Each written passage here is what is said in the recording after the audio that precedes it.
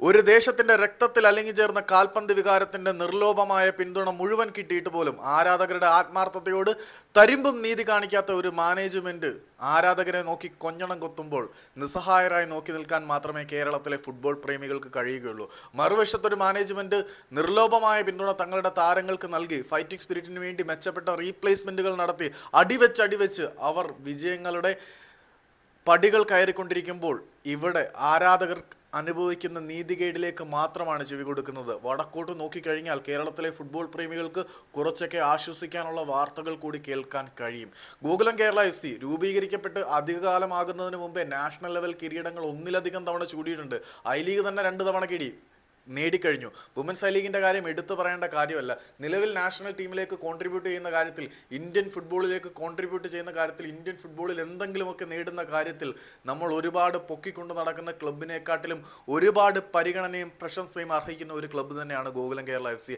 അവർ കഴിഞ്ഞ മത്സരത്തിൽ ഗോവയിൽ നിന്ന് വർഷങ്ങളുടെ പാരമ്പര്യവും പ്രതാപവും അവകാശപ്പെടാനുള്ള ഡംബോ ഗോവയെ പരാജയപ്പെടുത്തി പോയിന്റ് പട്ടികയിൽ ഉയർന്ന വിവരം നമ്മളെല്ലാവരും വിസ്മരിച്ചു. ആരും അതിനെ ആഘോഷിക്കുകയോ പരിഗണിക്കുകയോ പോലും ചെയ്യുന്നില്ല. ഇനി അവരുടെ മത്സരം അടുത്ത വർക്കിംഗ് ഡേയിൽ ഷിൻലോൺ ലജോങ് FC ക്കെതിരെയാണ് 26-ാം തീയതി. ആ ഒരു മത്സരത്തിന് മുന്നോടിയായിട്ട് നോക്കുമ്പോഴും നമ്മൾ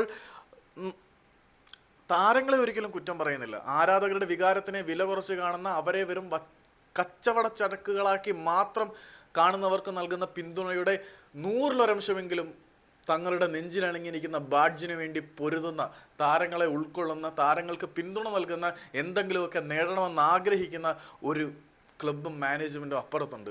നമ്മൾ കൊടുക്കുന്ന പിന്തുണ ശരിക്കും അവർ കൂടി ഡിസേർവ് ചെയ്യുകയാണ്. ഈ നിമിഷത്തിലെങ്കിലും നമ്മളുടെ പ്രതീക്ഷകൾ പൂർണ്ണമായും നഷ്ടപ്പെട്ടു പോകുന്ന സാഹചര്യത്തിൽ പ്രതീക്ഷകളുടെ കച്ചിത്തുരുമ്പായിട്ട് ബ്ലാസ്റ്റേഴ്സ് റിവൈവ് ചെയ്ത് വരണം, അങ്ങനെ ഒരു ആഗ്രഹം നമുക്കുണ്ട്.